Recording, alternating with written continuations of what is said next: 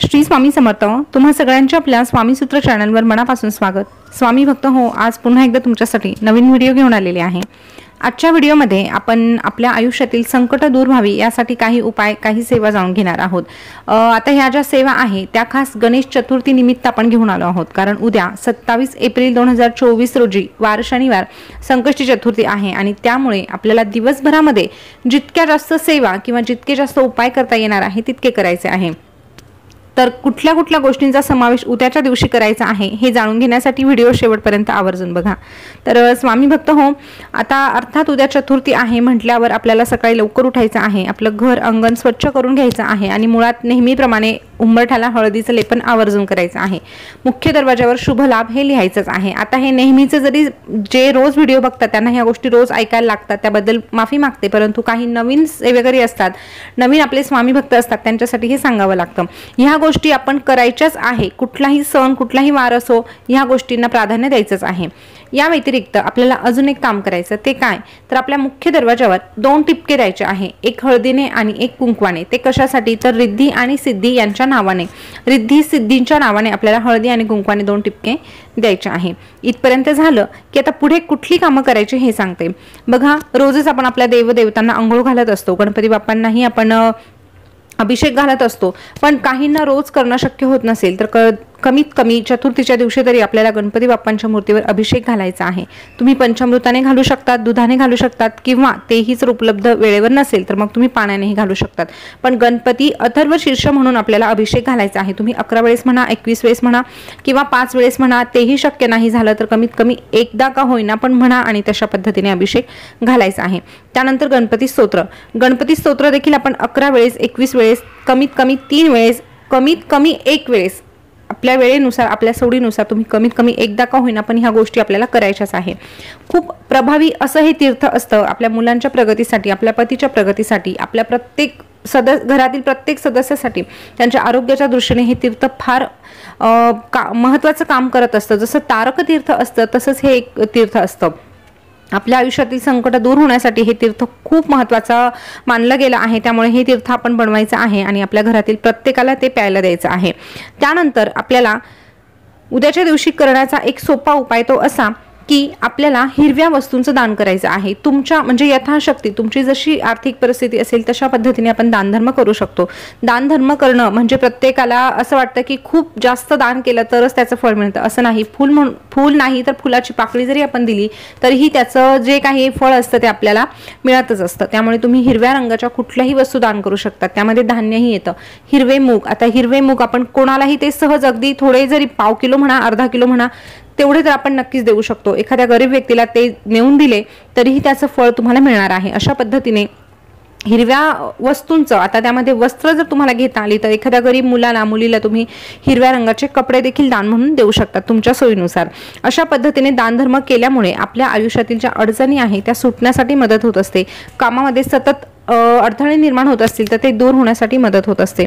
या व्यतिरिक्त हिरव्या वस्तूंचं दान केल्यामुळे आपला जो बुध ग्रह आहे तो मजबूत होतो। गणपती बाप्पा म्हटलं तर बुद्धीचे दैवत आहे आणि बुध ग्रहाचा संबंध गणपती बाप्पांशी येतो, त्यामुळे आपल्याला हे एक काम करायचं आहे।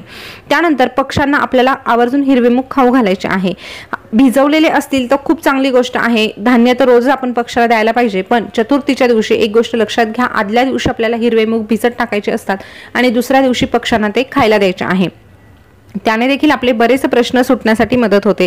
त्यानंतर तुमच्या आयुष्यामध्ये सतत एक अडचण संपली की दुसरी निर्माण होत असेल किंवा तुमचं मानसिक स्वास्थ्य चांगलं राहत नसेल, बऱ्याचदा बघा आपल्याकडे सगळ्या काही गोष्टी असतात परंतु तरीही मन समाधानी नसतं, तसं जर असेल, सतत बेचैन वाटत असेल तर एक छोटंसं काम करा।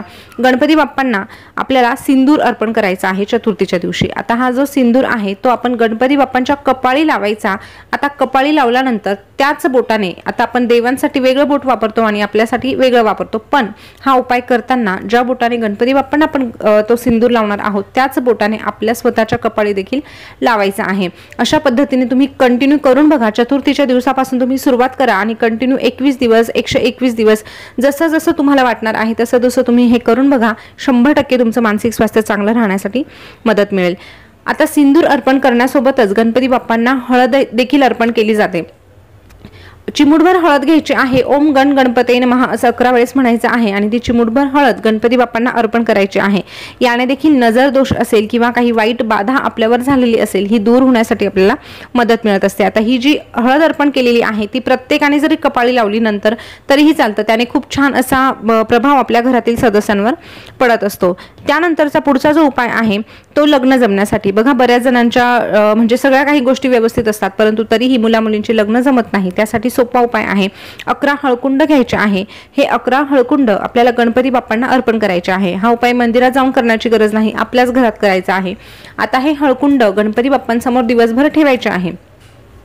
संध्याकाळी मात्र हे हळकुंड उचलून घ्यायचे. पिवळ्या रंगाचा रुमाल घ्या किंवा पिवळ्या रंगाचा ब्लाऊज पीस किंवा एखादा कुठलाही चांगला कपडा घ्या. त्यामध्ये हे हळकुंड बांधून घ्यायचे आणि जो कोणी लग्नाचा मुलगा किंवा मुलगी आहे त्यांच्या खोलीत हा रुमाल ठेवायचा आहे, बांधून ठेवायचा आहे. आता बघा प्रत्येकाकडे प्रत्येकाच्या वेगवेगळ्या खोल्या नसतात, काहींची घरं छोटी असतात. पण मग काय करायचं, त्या मुलाच्या किंवा त्या मुलीच्या कपाटामध्ये एखादा कप्पा तर आपला असतो, त्या ठिकाणी हे ठेवायला द्यायचं आहे. त्यात तो जिथे वापर करतो ना त्याच ठिकाणी. फक्त एक काळजी घ्या की सतत त्यावर कुणाची ना कुणाची नजर पडेल किंवा सतत त्याला हात लागेल असं ठेवू नका. व्यवस्थित काळजी घेऊन ते हा रुमाल ठेवायचा आहे. आता हे किती दिवस ठेवायचं, तर जोपर्यंत लग्न जमत नाही तोपर्यंत आणि त्यानंतरही जोपर्यंत विवाह संपन्न होत नाही तोपर्यंत. मग काय कराल, बरेच जण विवाह जमला आणि मग लगेच ते प्रवाहित केलं असं नाही. लग्न झाल्यानंतर मग तुम्ही ते पाण्यात प्रवाहित करायचं आहे. स्वामी भक्त हो, यानंतरचा पुढचा जो उपाय आहे तो आपल्या आयुष्यातील विघ्न दूर करण्यासाठीच आहे. दुर्वांसंबंधी तो उपाय आहे. तो कसा करायचा, तर तुम्हाला 11 किंवा 21 दुर्वांच्या जुड्या तयार करायच्या आहे. 11 जुड्या तयार करणार असाल किंवा 21 जुड्या तयार करणार असाल तर कशा कराल ते बघा. 11 जुड्या जर तुम्ही अर्पण करणार असाल तर एका जुडीमध्ये तुम्हाला 11 दुर्वा घ्यायच्या आहे. अशा पद्धतीने 11 दुर्वांची एक जुडी, अशा तुम्हाला किती तयार करायच्या, तर 11. 21चंही तसंच आहे. अशा दुर्वा आपण गणपती बाप्पांना अर्पण करायच्या आहे. त्या अर्पण करण्यापूर्वी गणपती बाप्पांना आपली इच्छा सांगायची, मनोकामना सांगायची, प्रार्थना करायची आणि त्यानंतर अशा पद्धतीने ह्या दुर्वा अर्पण करायच्या. नक्कीच तुमची इच्छा लवकरात लवकर पूर्ण होईल. त्यानंतर आपल्या आयुष्यातील विघ्न दूर करण्यासाठी अजून एक छोटासा उपाय आहे. सतत तुमच्या घरामध्ये संकट निर्माण होत असतील, आर्थिक म्हणा, शारीरिक म्हणा, कुठलीही म्हणा, तर घरातील एका सदस्याने चतुर्थीपासून एक काम करायचं आहे. मंगलमूर्ते विघ्नहरा दुरित नाशना कृपा करा या मंत्राची रोज एक माळ जप करायची आहे. बघा कमीत कमी एक माळ जप करायचीच आहे. कुठल्याही एका सदस्याने केलं तरीही चालेल, त्याचं फळ संपूर्ण कुटुंबाला मिळणार आहे. त्यानंतर गणपती बाप्पांना मोदकाचा प्रसाद अर्पण केला जातो, हे तुम्हा सगळ्यांनाच ठाऊक आहे, आपल्या सगळ्यांना हे अगदीच ठाऊक आहे. पण गणपती बाप्पांना जर गुळाचे जर 21 गोळे किंवा मग 11 गोळे करून जर अर्पण केले तर त्याने देखील आपल्या आयुष्यातील समस्या सुटण्यासाठी मदत होते. त्यासोबतच कर्जाची समस्या असेल तर ती दूर होण्यासाठी देखील मदत होत असते. छोटासा उपाय आहे, नक्कीच तो तुम्ही करू शकता. त्यासोबतच गणपती बाप्पांचं मंदिर जर तुमच्या घराजवळ कुठे असेल किंवा लांब असेल तरीही चतुर्थीच्या दिवशी तर आपण नक्कीच जाऊ शकतो. ते त्या ठिकाणी जाऊन हिरवे मूग आणि गुळ हे देखील अर्पण करायचं आहे. याने देखील कर्जाची समस्या सुटण्यासाठी मदत होते. त्यासोबतच ज्या काही अडचणी आहेत त्या दूर होण्यासाठी, इच्छापूर्तीसाठी देखील अतिशय प्रभावी असा हा उपाय आहे. तर स्वामी भक्त हो, छोटे छोटे उपाय आहे, जेवढे तुम्हाला करणं शक्य होणार आहे तेवढेच करा, पण अगदी मनोभावे करा, मनापासून करा. एवढे सगळे उपाय सांगण्याचं एकमेव कारण असंच की काहींना कुठले उपाय म्हणजे सुटेबल असतात तर काहींना कुठले असतात. त्यामुळे जो तो त्याच्या सोयीनुसार हे उपाय करू शकतो, एवढा एकच उद्देश आहे. त्यामुळे हे सगळे उपाय सांगितलेले आहे. तर आजची माहिती तुम्हाला कशी वाटली हे कमेंटमध्ये नक्की सांगा. यासंबंधी जर तुम्हाला काही शंका असतील तर तुम्ही ते कमेंटमध्ये नक्कीच विचारू शकतात. पुन्हा भेटूया नवीन व्हिडिओसोबत नवीन माहिती घेऊन. तोपर्यंत बोलत राहा. श्री स्वामी समर्थ. जय जय स्वामी समर्थ. श्री स्वामी समर्थ. जय जय स्वामी समर्थ. धन्यवाद.